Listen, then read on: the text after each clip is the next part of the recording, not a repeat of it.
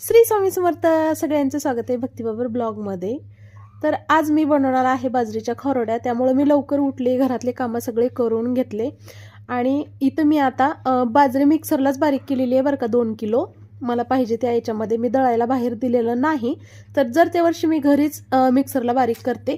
तर ते बारीक करून झालं माझं 2 किलो आणि मी भरपूर अशी मटकी भिजवलेली होती.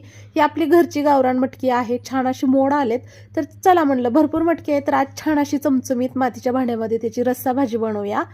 तर तेल टाकलं, त्यानंतर जिरे मोहरी आणि कसुरी मेथी टाकलेली आहे.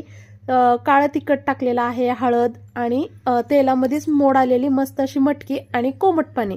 गार पाणी कधीही कुठल्याही भाजीला वापरायचं नाही, भाज्या पानचट होतात. आणि वरून थोडंसं हिंग टाकलेलं आहे आणि बेसन पिठाचं पाणी करून टाकले भाजी घट्ट व्हावी म्हणून.